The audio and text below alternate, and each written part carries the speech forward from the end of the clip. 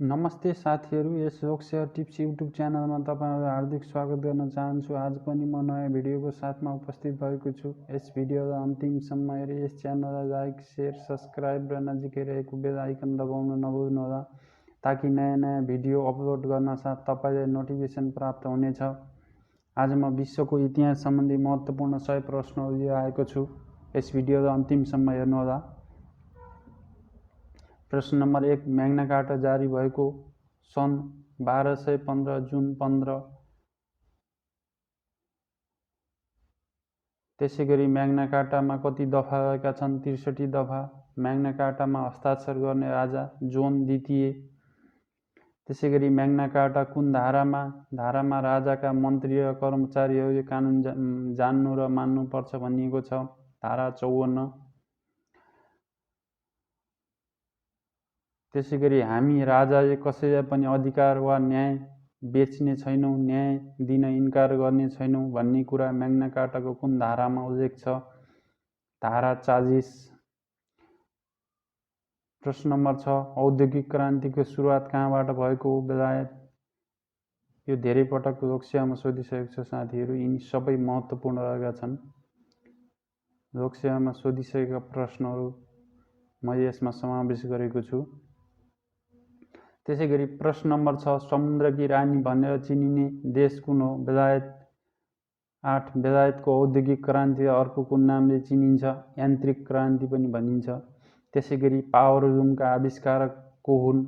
Edmund Cartwright. उनले सन् 1785 power लुमको आविष्कार गरेका थिए। त्यसैगरी प्रश्न नम्बर 10, बाफबाट चल्ने मेसिन स्टिम इन्जिनको आविष्कार कसले गरेका हुन्? James Watt. त्यसैगरी प्रश्न नम्बर 11, बाफको शक्तिद्वारा रेलको इन्जिन चलाउने कार्य कसले गरेका थिए? जर्ज स्टेफेन्सन।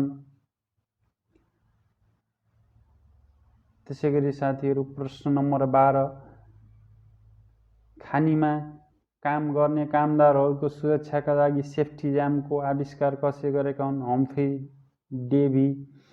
उनले सन् 1815 उक्त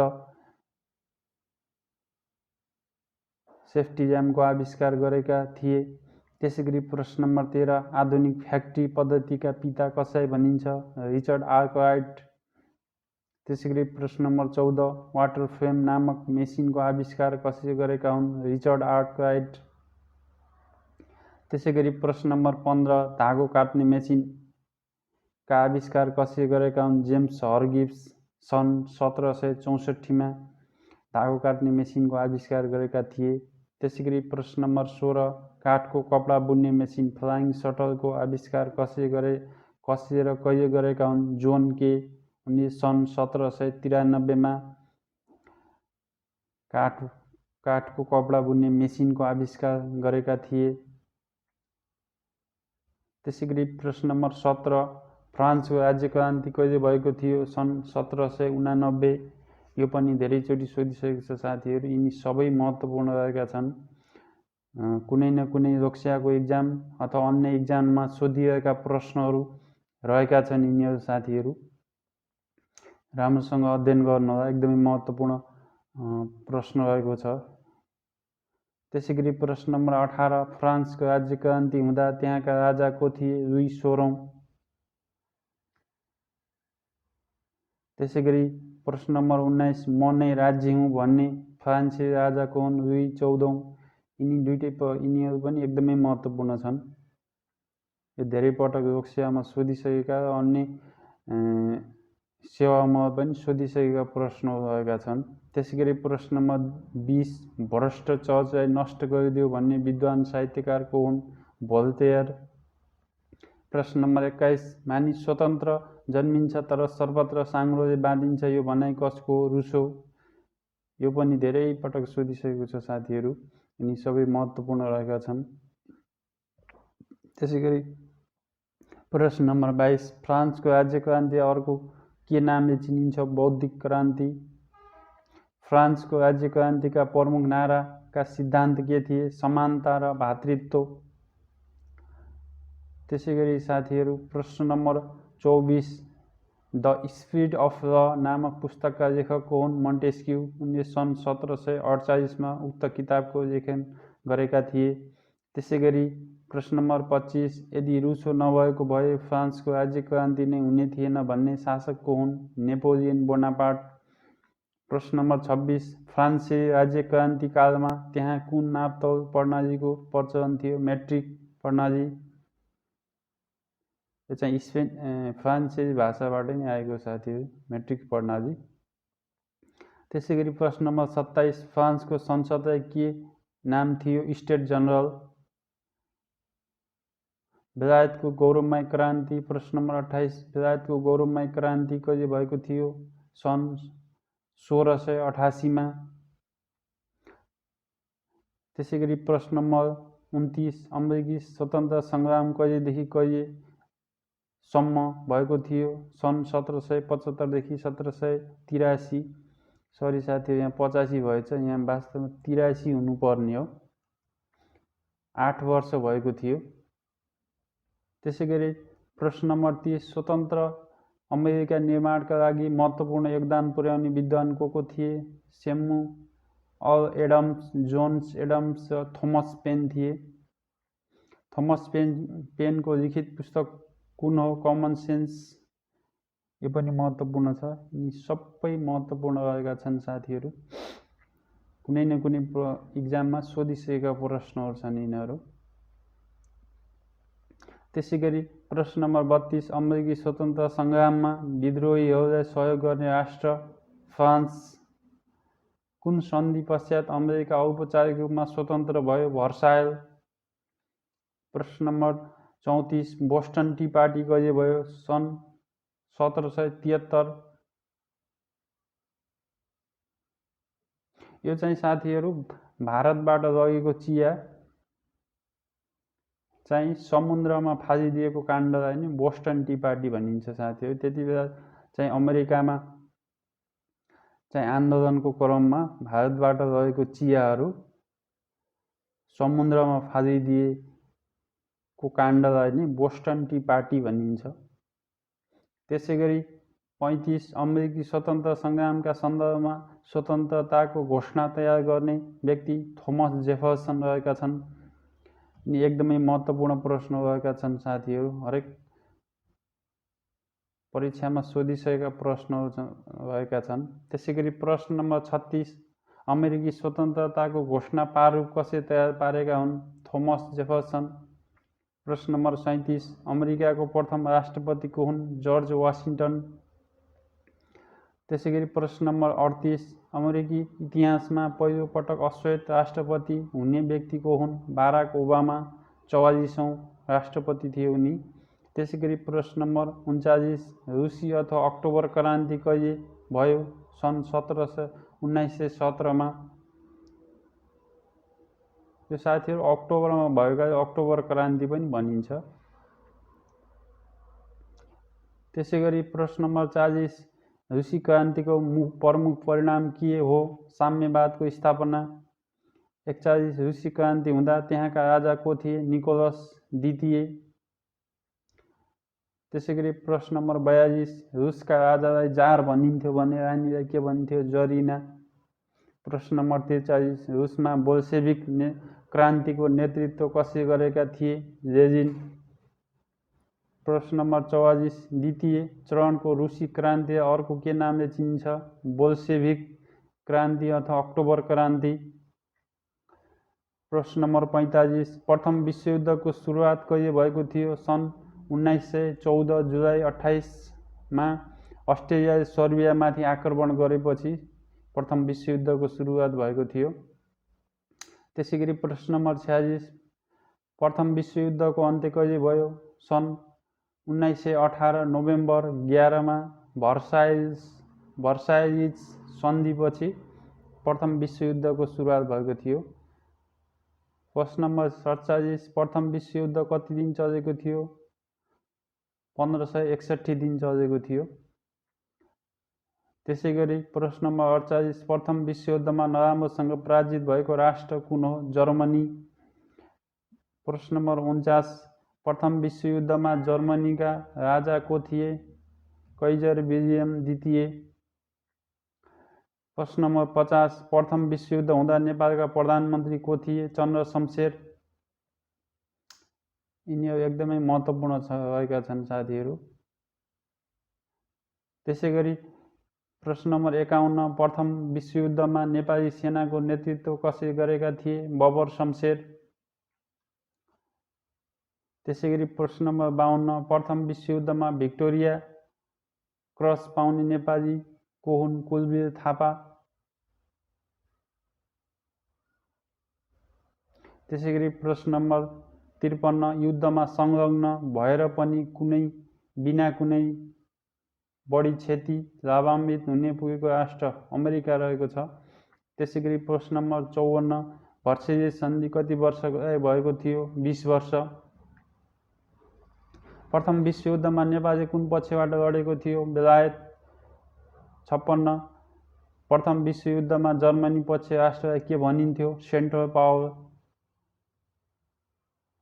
त्यसैगरी प्रथम विश्वयुद्धमा बेलायत पक्ष राष्ट्रहरूलाई के भनिन्थ्यो? Alliance power.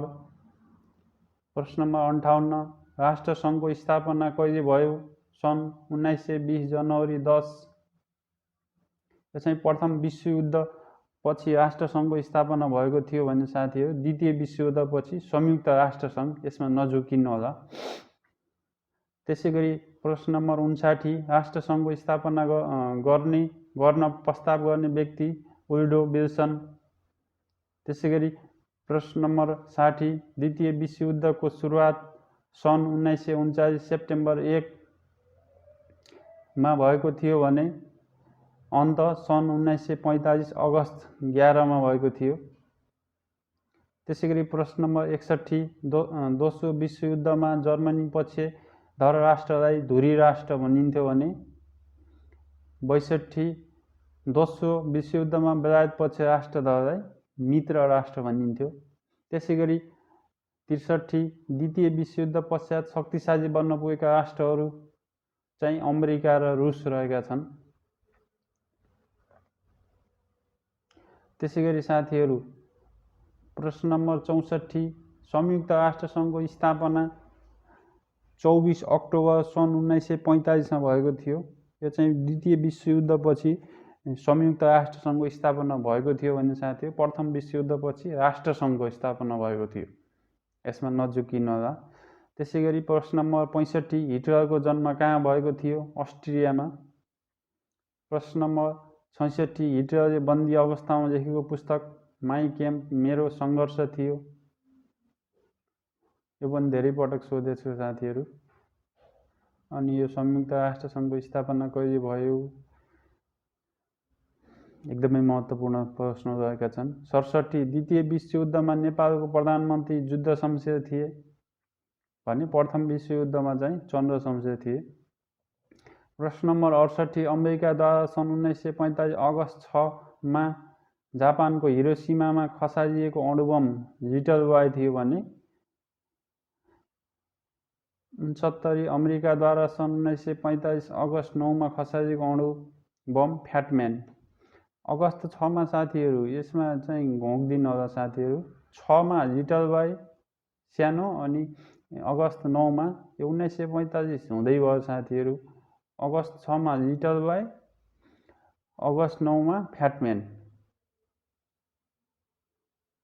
पहिला लिटल बोय खसाल्यो त्यसपछि फ्याटम्यान।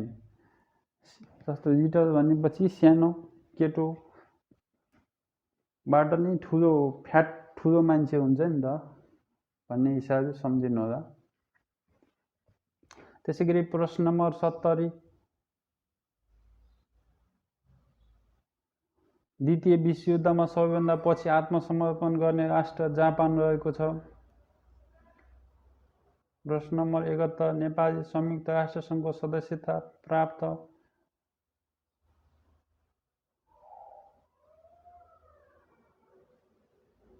24 अक्टोबर सन् 1955 मा प्राप्त गरेको थियो। यति बेला चाहिँ श्रीलङ्काले पनि प्राप्त गरेको थियो।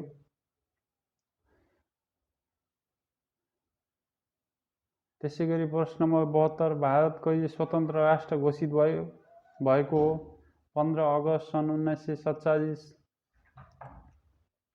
भने प्रश्न नम्बर 73 पाकिस्तान कहिले स्वतन्त्र राष्ट्र भयो? 14 अगस्त 1945। यो एक दिन अगाडि पाकिस्तान स्वतन्त्र भएको थियो साथीहरू, त्यसै एक दिन जेठो छ पाकिस्तान। भारत गणतन्त्रात्मक राष्ट्र घोषणा कहिले भयो? 26 जनवरी सन् 1950।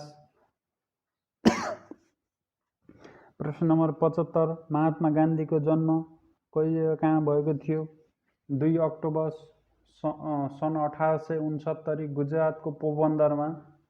अक्टोबर 2 अन्तर्राष्ट्रिय अहिंसा दिवस पनि भनिन्छ साथीहरू। यिनैको जन्मदिनलाई अन्तर्राष्ट्रिय अहिंसा दिवस भनिन्छ। तर भारतका पिता चाहिँ महात्मा गान्धी भनिन्छ। यिनको वास्तविक नाम मोहनदास करमचन्द गान्धी रहेको छ। त्यसै गरी प्रश्न नम्बर 77 असहयोग आन्दोलन, चरखा आन्दोलन, खिलाफत आन्दोलन कहिले भएको थियो? सन् 1920।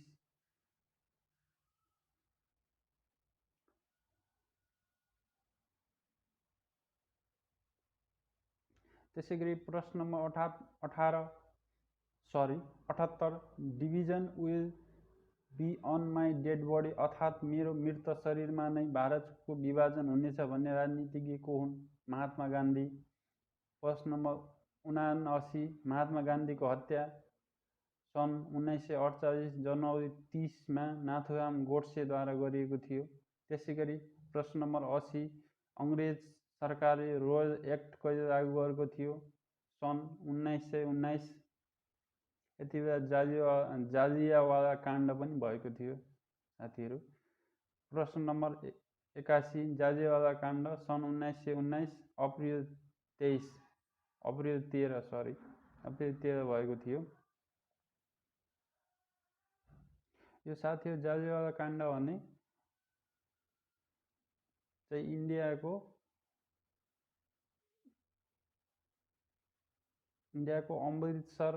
अमृतसरमा भएको एउटा बगैँचामा आन्दोलनकारीहरू जम्मा भएको ठाउँमा ब्रिटिस सरकारले अन्धाधुन्दा गोली चलाउँदा धेरै मान्छेहरू मारिएका थिए। त्यसलाई नै जालियावाला काण्ड भनिन्छ।